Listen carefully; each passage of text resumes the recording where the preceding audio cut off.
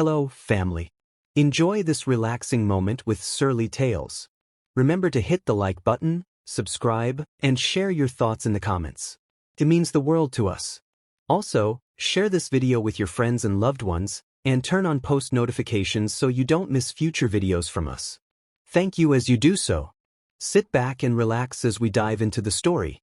The sun rose over the bustling streets of Abeokuta, painting the red earth roads with streaks of golden light. Vendors called out to early morning buyers, and the chirping of birds competed with the honking of motorcycles. In a modest, slightly rundown bungalow tucked in a crowded neighborhood, 16-year-old Adaobi, or Ada as she was often called, was already awake, moving silently through the cramped kitchen. She was preparing akara, puff-puff, and buns, the snacks her stepmother insisted she sell at school. Ada's hands worked quickly, expertly flipping golden balls of puff-puff in sizzling oil. The aroma was tantalizing, but it brought her no joy. Her face was a mask of quiet resolve, betraying none of the turmoil within. It wasn't the early mornings or the hot oil burns that bothered her, it was the humiliation. Selling food to her classmates was never about teaching her responsibility, as her stepmother, Madam Cecilia, claimed. It was about control, about keeping her in her place. A life of contrasts. Adaobi's life hadn't always been this way. Her mother, Nneka, had been a warm and loving woman with a laugh that could brighten the gloomiest of days. But that laughter had been silenced years ago, when an illness took her away. Her father, Mr. Ease, had been devastated, and in his grief, he made a choice that would change Ada's life forever. He remarried. Madam Cecilia was everything Nneka hadn't been. She was stern, calculating, and quick to anger. In public, she played the role of the dutiful wife and stepmother, but behind closed doors, she was unkind, especially to Ada. "You're old enough to contribute to this household," Cecilia had said the first day she handed Ada a tray of snacks. "You think food grows on trees? Take these to school and sell them. Maybe then you'll understand the value of hard work." Ada's protests fell on deaf ears. Her father, a quiet man, rarely intervened. He spent most of his time working as a mechanic in another town, leaving Cecilia in charge. The daily routine. By the time Ada finished frying and packing the snacks into a neat, covered tray, the neighborhood was awake. Cecilia appeared in the kitchen doorway, her hands on her hips. "Are you done?" she asked sharply. "Yes, Ma," Ada replied, her voice low. "Good. Don't waste time standing there. You'll be late for school," Cecilia said, eyeing Ada as if she were an unwanted guest in her own home. Ada balanced the tray on her head and adjusted her school bag on her shoulder. The weight was familiar, but no less burdensome. As she stepped out of the house, she heard Cecilia's parting words. "Make sure you bring back every naira. If even one kobo is missing, you'll regret it." School. The walk to school was short, but it felt endless. Ada kept her eyes on the ground, avoiding the curious stares of passers-by. By the time she reached the school gates, students were milling about, chatting and laughing. Ada slipped past them, heading straight for a quiet spot under a tree near the school's edge. She set down her tray and uncovered it, the warm scent of freshly made snacks wafting into the air. Almost immediately, students began to gather. Some came for the food, others came to mock. Ada the akara seller, one boy sneered, tossing a crumpled naira note onto the tray. "How much for one?" Ada ignored the taunt and gave him his change. She had learned long ago that arguing only made things worse. Her closest friend, Beezy, approached, her expression a mix of sympathy and frustration. "Why do you let them treat you like this?" Beezy asked, lowering her voice so others wouldn't hear. "What choice do I have?" Ada replied, her eyes scanning the crowd for any sign of a teacher. "If I don't sell, Cecilia will make my life miserable." Beezy sighed. "Still, it's not fair. You deserve better." A glimmer of hope. Despite the humiliation, Ada was determined to endure. She knew she couldn't afford to let her stepmother win. And so, she focused on the little things that brought her joy, like the satisfaction of creating something from scratch. Her snacks were always fresh and flavorful, a skill she had learned from her mother. Over time, she began to notice something surprising. Some students genuinely liked her food. They complemented the softness of her buns, the crispiness of her akra. One afternoon, after school, her home economics teacher, Mrs. Alaba, stopped her in the hallway. "I've heard about your snacks," the teacher said, smiling warmly. "They say they're the best in school." Ada blinked in surprise. "Thank you, Ma," she stammered. "Have you ever thought about turning this into something bigger?" Mrs. Alaba asked. Ada shook her head. "It's just something my stepmother makes me do," she said quietly. "Well, you have a talent," the teacher said. "And talent shouldn't be wasted. If you ever want to learn more about cooking or business, come see me." The spark of determination. That night, as Ada lay in her small room, her stepmother's voice echoing from the living room, she thought about Mrs. Alaba's words. For the first time in a long while, she felt a glimmer of hope. Maybe she could turn her stepmother's punishment into an opportunity. Maybe she could use her skills to create something that was hers, something that no one could take away. As she drifted off to sleep, a thought began to form in her mind, a seed of an idea that would change her life forever. The following morning began like every other day for Ada, but something was different. The words of her home economics teacher, Mrs. Alaba, echoed in her mind. "You have a talent. Talent shouldn't be wasted." As she prepared the snacks under Madame Cecilia's watchful and judgmental eyes, a spark of determination flickered within her. Perhaps, just perhaps, she could do more with what life had handed her. The creative touch. Ada started experimenting with the snacks she prepared. She had always followed Cecilia's rigid instructions: buns, puff, and akra made the same way every day. But as she mixed the batter that morning, she thought of adding a twist. She grated some fresh ginger and added it to the puff mixture, hesitating for a moment before pouring in a little vanilla extract she found at the back of the kitchen cupboard. "What are you doing?" Cecilia's sharp voice cut through her thoughts. Ada froze, her heart pounding. "I thought the ginger might make the puff taste better," she stammered. Cecilia scowled. "Just don't ruin it. If nobody buys it, you'll be eating it yourself." Ada nodded, hiding her excitement. Deep down, she believed this small change could make a big difference. A new reaction. When Ada arrived at school and set up her tray under the tree, the usual crowd gathered. But this time, their reaction surprised her. "Why does this puff smell so nice today?" one girl asked, sniffing the air. Ada hesitated. "I tried something new," she said softly. "It has ginger and vanilla now." The girl took a bite and her eyes lit up. "Wow, this is so good. It's different." Word spread quickly. Students who had previously mocked Ada now came to taste her new puff. Some even brought their friends from other classes. For the first time, Ada sold out before lunchtime. An unlikely ally.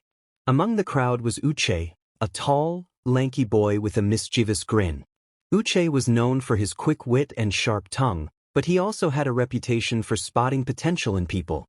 He approached Ada after the rush.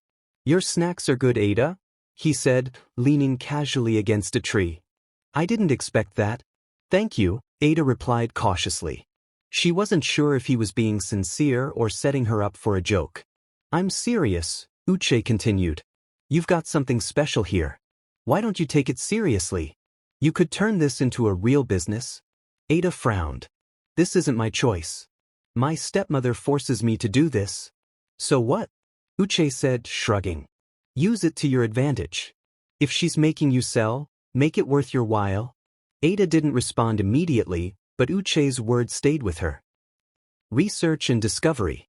That evening, Ada went to bed early but couldn't sleep. She remembered hearing about small businesses from her economics class. Sitting up in the dim light of her room, she dug out an old notebook and began scribbling ideas. She listed the snacks she could make and thought about how to make them unique. She jotted down flavor ideas: cinnamon buns, spicy akra, and even savory puff stuffed with suya. Excitement bubbled inside her as she envisioned what she could create. Facing resistance. The next morning, Ada approached Cecilia with an unusual request. "Ma, can I try making something new today?" she asked hesitantly. Cecilia narrowed her eyes. "What nonsense are you talking about? I think if we make the snacks different, more people will buy them," Ada explained, carefully choosing her words. It could bring in more money. Cecilia sneered. You think you're smarter than me? Do as I say and stop wasting time. Ada bit her lip to keep from arguing. She knew better than to challenge Cecilia directly. But that didn't mean she would give up. Small wins. Without Cecilia's approval, Ada began sneaking in her own twists. She used spices, herbs, and even a little food coloring to make her snacks stand out. She experimented with shapes, creating buns that looked like flowers and puff shaped like hearts. At school, her innovations became the talk of the students. Your snacks are so creative, Beezy exclaimed one day as she bought a flower-shaped bun. I've never seen anything like this before. Even teachers began noticing. Mrs. Alaba bought a bag of spicy akra one afternoon and gave Ada an encouraging smile. You're going places, my dear, she said. The idea of entrepreneurship. One day, Uche approached Ada during lunch. Have you ever heard of the youth business competition in town? He asked. No, Ada replied, curious. It's organized by the local council, Uche explained. They're looking for young entrepreneurs with great ideas. The winner gets a scholarship and funding to start their business. Ada's heart raced. Do you think I could enter? Why not? Uche said. You've already got a product. You just need to package it and pitch your idea. The thought of entering a competition both thrilled and terrified Ada. She didn't know if she was ready, but something inside her whispered that this could be her chance to change everything. Planting the seed. That evening, Ada approached her father cautiously. He was sitting in the living room, exhausted from another long day at work. Papa, can I talk to you? She asked. Mr. Ease looked up, surprised. Of course, Ada. What is it? Ada hesitated. There's a business competition in town. I want to enter. It could help me, and us. Her father frowned. Does your stepmother know about this? No, Ada admitted. But I can do it on my own. I just need your support. Mr. Ease sighed. I'll think about it, he said, though his tone was uncertain. Ada left the room, both hopeful and anxious. She knew convincing her father, and dealing with Cecilia, wouldn't be easy. But she also knew that she couldn't let this opportunity slip away. The news of the upcoming youth business competition spread through Abeokuta like wildfire, filling the air with excitement. For Ada, it was more than just a competition. It was a lifeline, a chance to turn her circumstances around. But every step forward felt like walking a tightrope. Between Madame Cecilia's relentless grip on her life and her father's hesitant support, Ada knew the path to success would be fraught with challenges. A growing reputation. At school, Ada's innovative snacks had become a sensation. Her ginger-flavored puff, spicy akra, and flower-shaped buns were now the highlight of the lunch break. Students who once mocked her now eagerly lined up to buy her goods, some even placing orders in advance. Your snacks are the best, Ada, one girl gushed as she handed over a crisp Naira note. My mum tasted them yesterday and asked if you could make a batch for our church event. Ada smiled shyly, feeling a flicker of pride. She had never imagined that the same food she had once sold out of shame would now bring her respect. Her friend Beezy, who had been her rock through thick and thin, watched with admiration. You're really making a name for yourself, Beezy said one afternoon as they sat under the shade of their usual tree. But how will you prepare for the competition with everything going on at home? Ada sighed. That's the hard part. Cecilia won't let me do anything extra. She thinks I should focus on selling her way. Well, Beezy said with a sly grin, she doesn't have to know, does she? The weight of sabotage. That evening, Ada cautiously approached her father again. He sat in the same spot in the living room, the faint hum of the news playing on the radio. Papa, Ada began, did you think about what I told you? Her father looked up, his expression conflicted. Ada, you know Cecilia won't like this idea. She thinks your job is to sell and bring money home. But this competition could change everything, Ada said passionately. If I win, I can get a scholarship and we wouldn't have to depend on her so much. Mr. Ease sighed heavily. I want to support you, Ada, but I don't want to cause more trouble in this house. Ada's heart sank. She realized that her father's silence wasn't indifference, it was fear. Cecilia had a way of controlling everyone around her, even him. As if summoned by their conversation, Cecilia entered the room, her sharp eyes darting between Ada and her father. "What are you two whispering about?" she demanded. "Nothing important," Mr. Ease said quickly, avoiding her gaze. But Cecilia wasn't fooled. The next morning, as Ada prepared her snacks, Cecilia loomed over her. "I don't know what you're planning, but remember this," Cecilia hissed. "You live in my house. Everything you do because I allow it. Don't get any ideas above your station." The power of community. Despite Cecilia's intimidation, Ada refused to give up. She began staying late after school, working on her recipes and refining her business plan. Her home economics teacher, Mrs. Alaba, noticed her dedication and decided to step in. "One step at a time," Mrs. Alaba said one evening as they worked together in the school's kitchen. "Start by writing down your vision. What makes your snacks different? Why should people choose you over someone else?" Ada nodded, scribbling furiously in her notebook. For the first time, she began to see her snacks not just as food but as a brand. She named her potential business Ada's Delights and outlined her mission: to merge traditional Nigerian flavors with modern innovation. Her classmates also rallied around her. Uche, ever the strategist, helped her craft a presentation for the competition. Bizi volunteered to taste test her recipes and offer feedback. Even students she barely knew began offering support. "You're representing all of us," Uche said one afternoon. "If you win, it'll show that hard work can pay off." Sabotage and resilience. The night before the competition, Ada stayed up late preparing a final batch of her best recipes.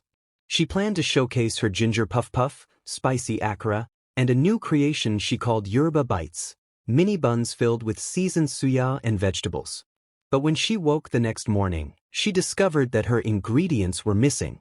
The bag of flour, the spices, even the suya meat, everything was gone.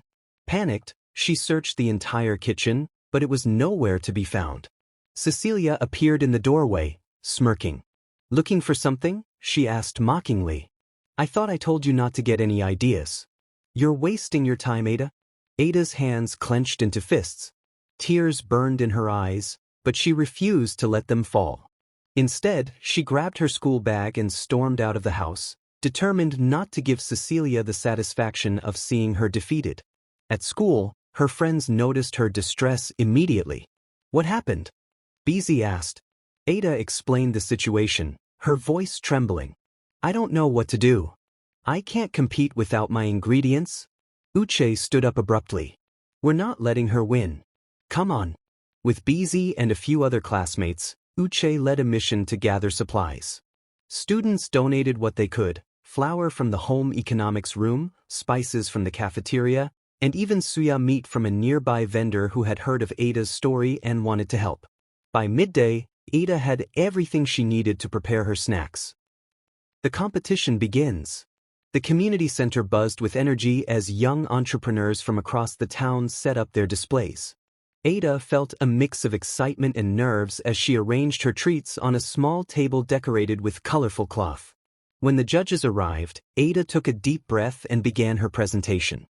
"My name is Adaobi, and this is Ada's Delights," she said confidently. "My snacks combine traditional Nigerian flavors with modern creativity. For example, my Yoruba Bites take the familiar taste of suya and pair it with soft, savory buns. It's a way to celebrate our culture while offering something new."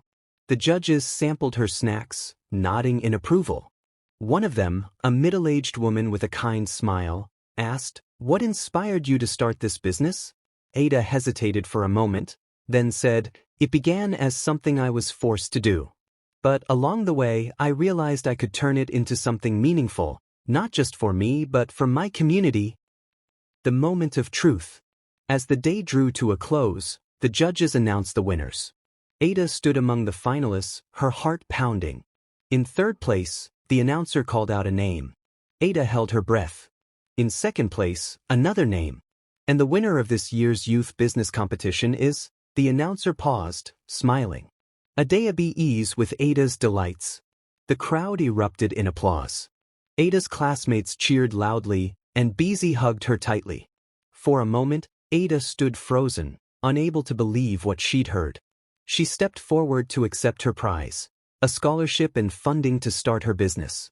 As she looked out at the crowd, she saw Cecilia standing at the back, her face a mask of shock and anger. Ada smiled, holding her head high. This was just the beginning. The morning after Adaobi's victory at the youth business competition, the streets of Abeokuta were alive with whispers of her triumph. Ada, once ridiculed as the Accra seller, was now celebrated as an inspiration. Yet, while her classmates and neighbors praised her success, Ada knew this was only the beginning.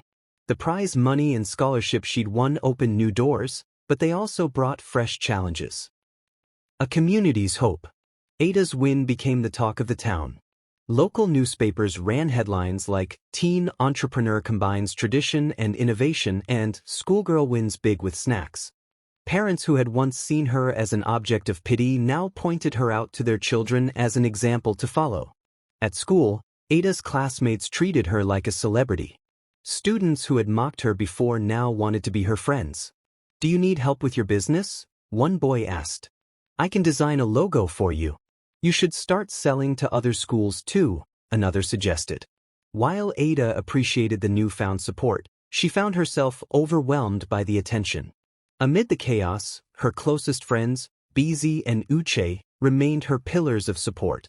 "Don't let it get to your head," Uche teased one day. "You've still got a long way to go." Ada laughed. "I know. There's so much I don't know yet. I just want to do it right." The unseen battle at home. While the outside world celebrated Ada's success, life at home was as tense as ever. Madame Cecilia was furious. Her plans to humiliate Ada had backfired spectacularly, and she struggled to hide her bitterness. "So, you think you're something now?" Cecilia sneered one evening as Ada prepared her snacks. "Don't forget you're still under my roof. That prize money doesn't belong to you. It belongs to this family." Ada stopped stirring the batter and turned to face her stepmother. "The money is for my business and my education. I won it." Cecilia's eyes narrowed. "You ungrateful child. After everything I've done for you, this is how you repay me." Ada felt her anger rising but chose her words carefully. "You've made me work hard, and for that, I'm grateful. But this is my chance to make something of myself. I won't waste it." Cecilia stormed out of the kitchen, leaving Ada to finish her work in peace. Though Ada had won the competition, she knew her battle with Cecilia was far from over. Building the brand. With her prize money, Ada took her first steps toward formalizing her business. Under Mrs. Alaba's guidance, she opened a small bank account and began budgeting her funds. She used part of the money to buy proper packaging materials and printed labels with her new logo, Ada's Delights, a taste of tradition, a touch of innovation. She also invested in better ingredients and experimented with new recipes. Her Yoruba bites became a hit, and she introduced a new item, plantain chips seasoned with suya spices. Ada's classmates eagerly volunteered as taste testers. During lunch breaks, her table under the tree turned into a mini-market, buzzing with activity. "You're really building something amazing," Bizi said one afternoon as she munched on a suya-flavored chip. "But what's next?" "I want to expand," Ada said thoughtfully. "Maybe find a way to sell outside of school. But I need help." The mentor. Help came in an unexpected form. One day after school, Ada received a message from a local entrepreneur named Mr. Ogunlai, who had heard about her from the competition. "I run a catering business," he explained when they met. "I started small, just like you, selling snacks on the streets. I'd like to mentor you if you're interested." Ada couldn't believe her luck. She eagerly accepted his offer and began attending weekly meetings at his small office. There, she learned about marketing, inventory management, and the importance of customer feedback. "You have talent," Mr. Ogunlai told her during one session. "But talent alone isn't enough. You need a strategy. Build your brand, establish trust, and always deliver quality." Ada took his advice to heart. She began designing flyers and reaching out to local shops and vendors to stock her products. Slowly but surely, Ada's delight started to grow. Facing new challenges. Success brought its own set of challenges. As Ada's business expanded, so did the workload. Balancing school, her business, and household chores became a daily struggle. Cecilia, noticing Ada's growing exhaustion, doubled her demands at home. "If you can run a business, you can do more around the house," Cecilia said one evening, dumping a pile of laundry in front of Ada. "Don't think you're too important to do your chores." Ada wanted to protest but knew it would only make things worse. Instead, she divided her time carefully, often staying up late into the night to complete her homework and prepare for the next day. Her father, though proud of her achievements, remained a passive observer. "Just endure it, Ada," he said one evening. "Things will get better." Ada nodded, but deep down, she knew she couldn't keep this pace forever.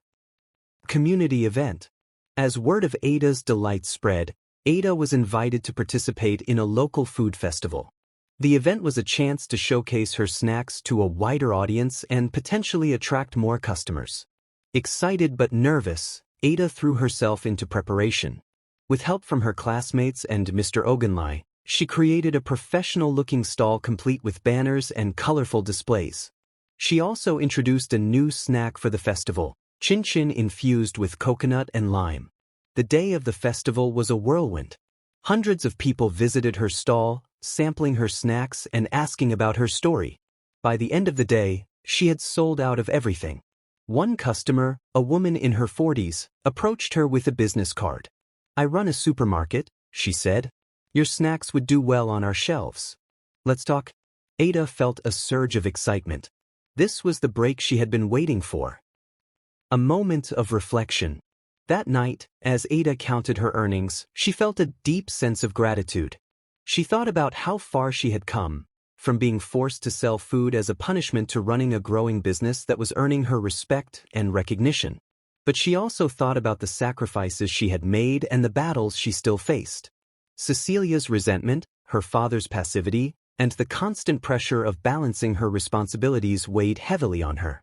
As she lay in bed, exhausted but hopeful, Ada whispered to herself, "This is only the beginning. I won't stop until I make something truly great."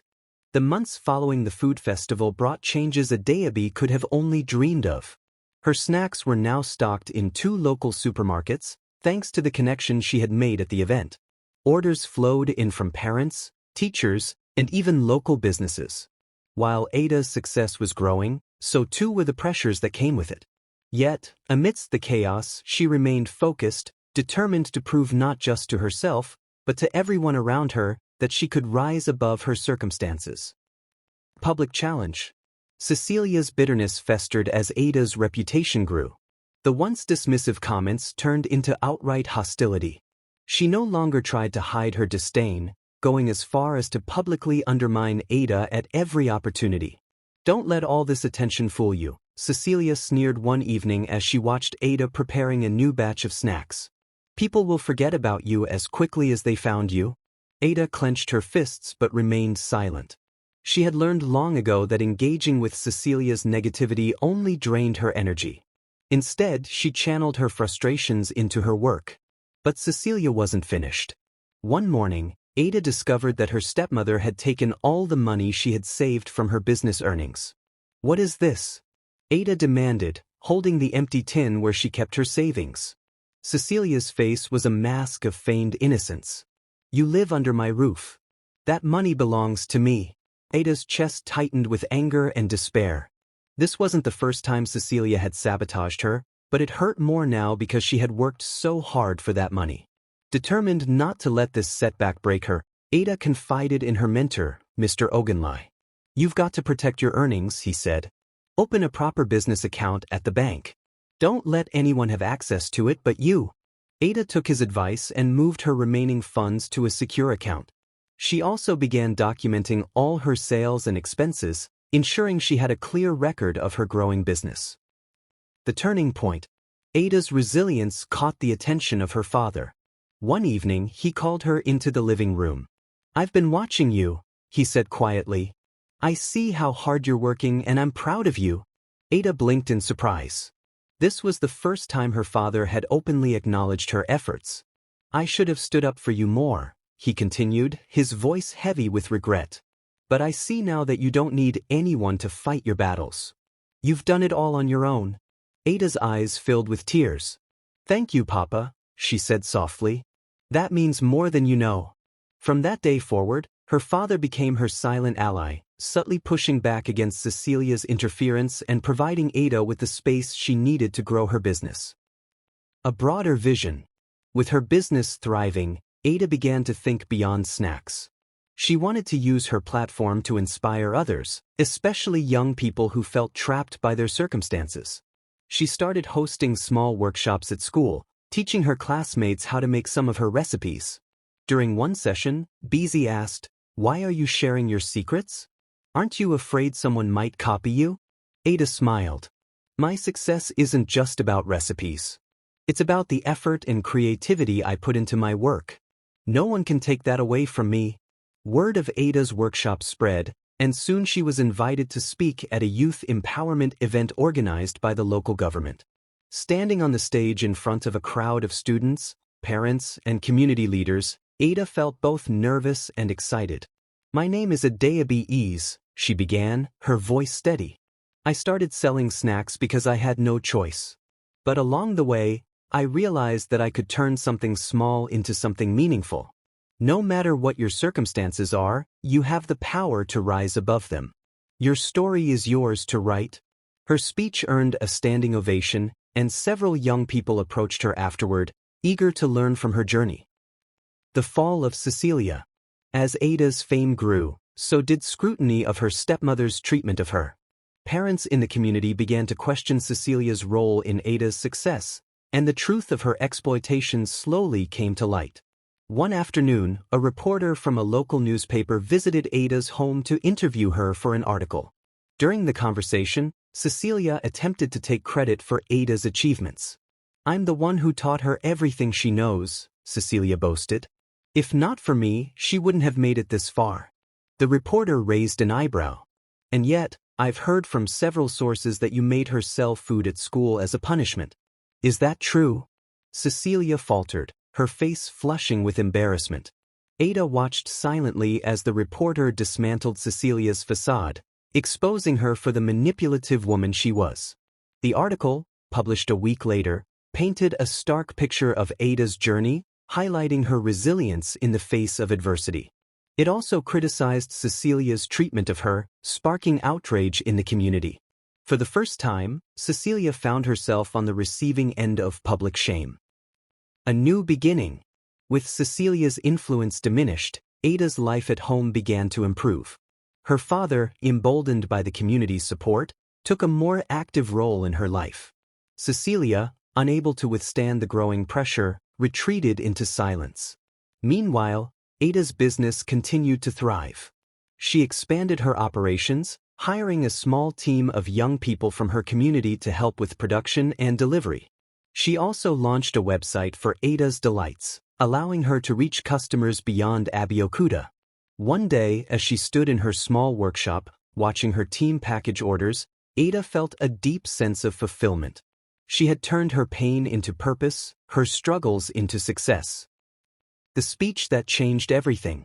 A year after her first competition, Ada was invited to speak at a national youth entrepreneurship conference in Lagos.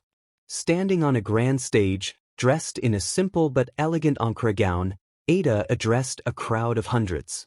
"Many people see success as something that happens overnight," she said. "But success is built on small, consistent steps.